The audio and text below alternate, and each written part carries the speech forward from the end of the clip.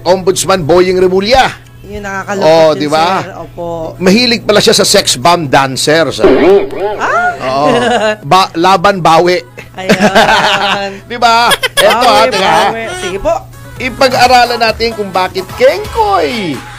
Itong ginawa niya na noong makalawa ay sinabi niya, uy, yan pa lang si Senator Villanueva na tinatarget nitong administrasyon na ito. Dahil hindi nila kakampi, di ba? Sinabit dun sa flood control, pinrease agad yung mga accounts, dali-dali. Samantalang yung accounts naman ng ibang nabanggit, ang daming nabanggit. Yung accounts lang ni Estrada, ni Jinggoy Estrada at ni Villanueva ang pinrease, di ba? Ang daming nabanggit na congressman, kasama si Saldico, kasama si Martin Romualdez. Ewan ko kung na-freeze na yung assets ni Romualdez, di ba? Parang takot yata sila si Romualdez eh. Anyway, sabi niya, uy, noon nga pala, sabi ni Boying. Opo. Total, tawagin naman natin Boying. Total, yun naman ang tawag sa kanya ng media. Sabi niya, uy, meron nga palang dismissal order si Joel Villanueva. Dapat ipatupad. Okay, for context, hindi ko dinidepensahan si Joel Villanueva. In fact, mga kasama, ako ang isa, and this is on record, na sumisigaw noon na dapat ipatupad yang order na yan ng ombudsman kasi noong nagkaroon ng dismissal si Joel Villanueva na iginawad ng ombudsman dahil sa mga ginawa niya nung siya ay pinuno pa ng TESDA, di ba? TESDA pa, hindi pa bilang senador. Right after TESDA, kaya nga di ba nung lumaban siya ng senador, ang kanyang alias ay TESDAman. Di ba? Nanalo na siya ng senador. Pinapatupad ng dismissal. Sabi na Senate President, hindi ko ako sigurado hindi ko pa nare-research. Wala akong time kasi medyo naging busy ako. Kung hindi ako nagkakamali, si Tito Soto rin ang Senate President noon. Sabi niya, hindi namin pwedeng ipatupad yan. Bakit? Sapagkat ang Senado lamang, under the Constitution, ang sole judge ng qualifications ng kanyang miyembro. May ini-invoke siyang ganon. At tama naman, that was the time nung may backbone pa si Tito Soto. Hindi pa siya sunod-sunuran sa speaker at hindi siya sunod-sunuran sa Malacanang. There was a time may backbone yung mama Kaya lang, habang tumanda yata, di ba, pagka nagka-osteoporosis, medyo nag-disintegrate yung backbone. Medyo humina yung kanyang buto. Buto! Kaya hindi ka ganun kanangga, di ba? Minsan, may mga tao, hindi naman lahat kasi. Marami akong alam, katulad ni Mayor Lim. May edad na, 70 plus na, matikas pa. May mga tao talaga habang tumatanda, lumalambot yung buto. Buto. Oo. So, hindi na patupad. Naisip bigla, nung naupo siya bilang ombudsman, naisip ni Pogi, ni Boying. Pogi naman talaga yan. Teka muna, hindi ba may dismissal to? Susulat ako sa Senado. Ipapatupad ko. Okay, di ginagawa niya yung sulat. Siguro may nagsabi sa kanya, kumatok. Ito yung nangyari May kumatok sa opisina niya. Yun na yan. Sabi ni Boying, pasok. Yan, di ba? Sir! Ano? Di ba ganun siya? Sir, yung pinapagawa niyong letter para i-dismiss, tanggalin sa pwesto si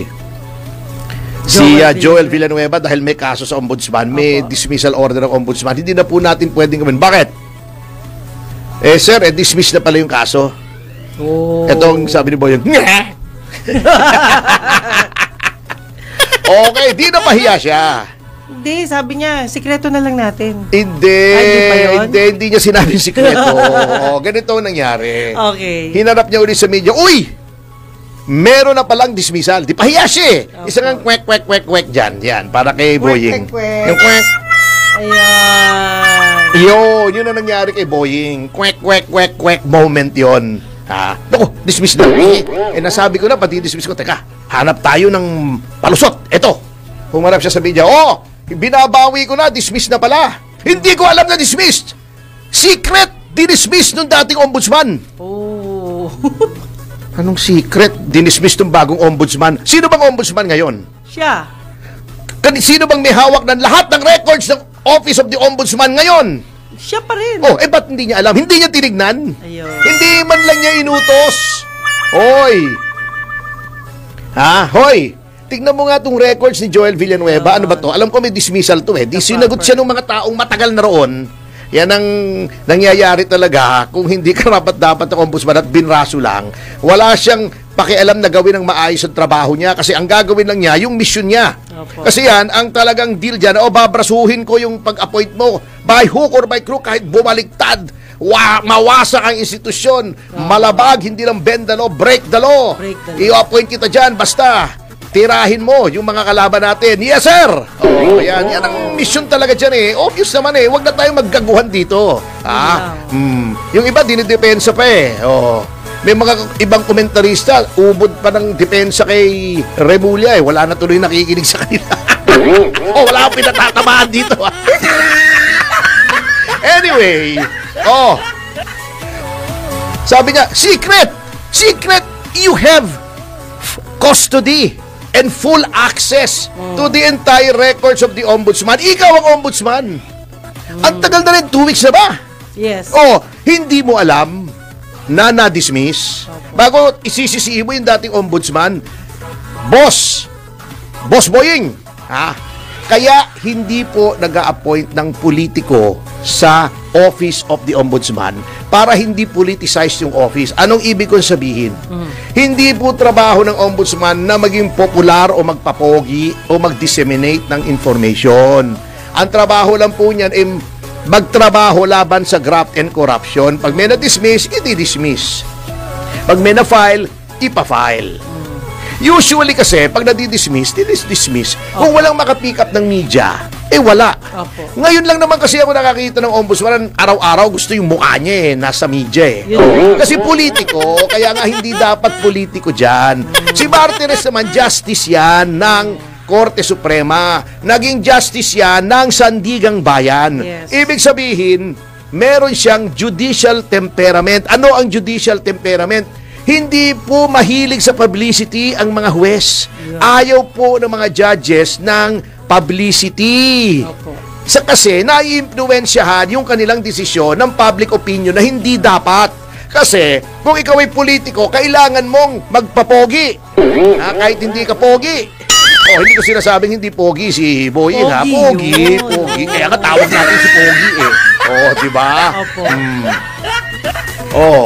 Yun ang kaibahan. Ang mga judges, hindi kailangan magpapogi. They just have to do what is in accordance with law. Kaya nga po, may security of tenure ang mga huwes.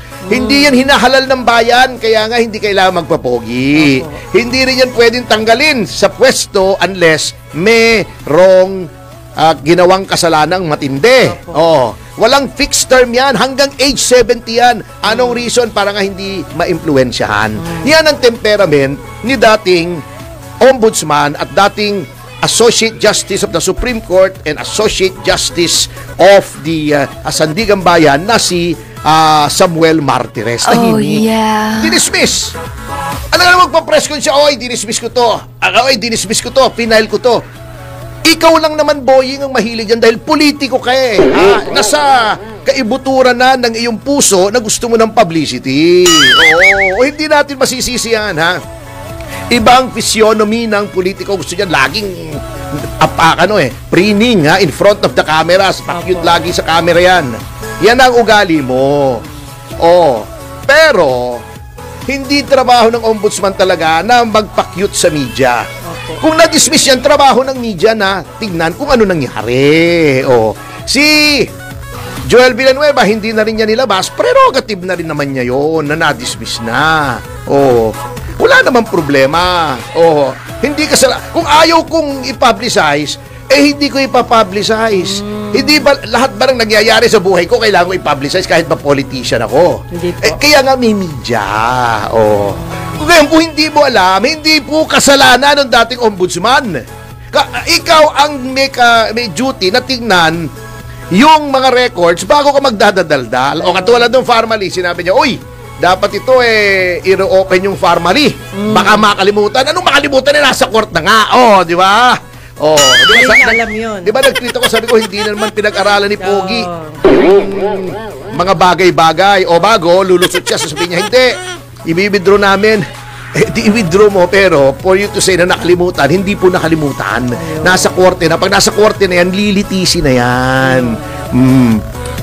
Kasi nga, ang nangyayari dito sa administrasyon na to, hindi Marcos administration May Marcos administration. May masabi lang, kahit ano, ay sasabihin, yan ang tinatawag na namana nitong administrasyon ito sa ilalim ng administrasyon ni Noy Noy, kung saan nauso yung term, di ba? Na noy-noying. Noy-noying, yung sabihin, walang ginagawa. Kaya, nagkaroon ng term noon, panahon ni Aquino, na mukhang ginagamit na naman dito. Akala ko galit na galit ng mga Marcos sa mga Aquino, ba't ginagaya nila? Idol pa lang si Noy Noy Oo. Na nila. Yung AIDS, di ba? Opo. Si Pangulong Aquino daw ay may sakit na AIDS. Hindi yung AIDS na yung sexually transmitted. Edad. Dalawang AIDS ang sakit niya. Ano po? And it is definitely showing. Panote. Grabe naman. Isa pang AIDS. Ano po? Ng panahon ni Noy Noy. As if doing something. Parang may ginagawa ay wala naman pala. Ito, patutunayan ko sa inyo ha. Okay. Bilang matibay na patotoo, mga kaibigan. Ito ha. Ito, kinuha ko sa mga press releases ng Philippine News Agency, yung opisyal na tagapagbalita ng gobyerno. Ito, isang kanilang press release. Press release, yan, okay. ICI outlines asset recovery strategy. Okay. Sinasabi nila, nakikipagpulong daw sila sa DPWH, sa DOJ, Cybercrime Chuchu, Maritime Industry Authority, Civil Aviation Authority. Good yan! Opo. Lahat-lahat, ang dami. LRA, BIR, SEC, Anti-Money Laundering, Philippine Competition Commission, OSG. Good yan. Tama yan. Yes. Ngunit, alam nyo, tama naman yan. It's a whole of government approach. Pero hindi nyo na kailangan sabihin yan. Bakit? Sapagkat nasa poder na po ng mga ahensyang yan na meron na po tayong makinarya for asset recovery na diniscuss na natin, di ba? Yeah. Either for feature under yung sa may graft case o may plunder case at na-convict yung tao. Opo. Okay? ipo-forfeit talaga yung ill-gotten wealth, or yung Office of the Solicitor General ay mayroong kapangyarihan na mag-file ng civil forfeiture case, kasi obvious naman po rito, nakalagay na sa batas ang pamantayan, ang standard. Kung ang iyong mga ari-arian at yung kaperahan, kaperahan ba ang tawag doon? Yes. Na yung cash mo, yung cash deposits mo, yung cash mo. Kasama yun sa asset, di ba? Kung yung iyong mga ari-arian, iba-ibang mga ari-arian di ba, may liquid assets, yung malalambot na ari. Hindi yung cash, di ba? Yung merong yung di ba, hindi, merong solid assets, yung matigas na ari, na pag-aari. Hindi, di ba, bahay, sasakyan, yung nahahawakan mo, yung mga arling nahahawakan, pag-aari na nahahawakan, sasakyan, relo, bahay at lupa, kondominium, yung pwede mong yan, liquid, tsaka solid. Liquid, yung cash. Although nahahawakan mo siyempre yung cash. Ibig sabihin, yan ay madaling makuha. Gastusin. Madaling gastusin. Madaling makuha. Kasi pag pinambayad mo yan, wala na. Liquid assets yan. May fixed assets yan. Okay. Pag yung amount niyan ay sobra sa iyong kinikita at madali namang malaman Kung public official ka kasi may salary grade yan Opo. O Pag salary grade, titignan mo lang, magda-Dan Fernandez ka lang. Google mo lang.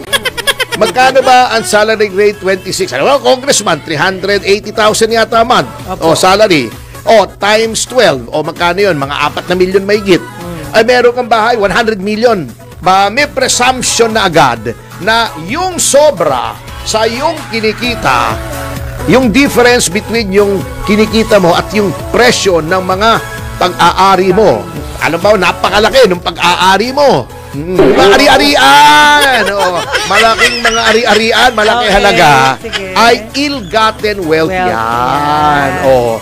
Pwede nang i-civil forfeiture yan. In which case, ang kailangan lang sin civil ay preponderance of evidence.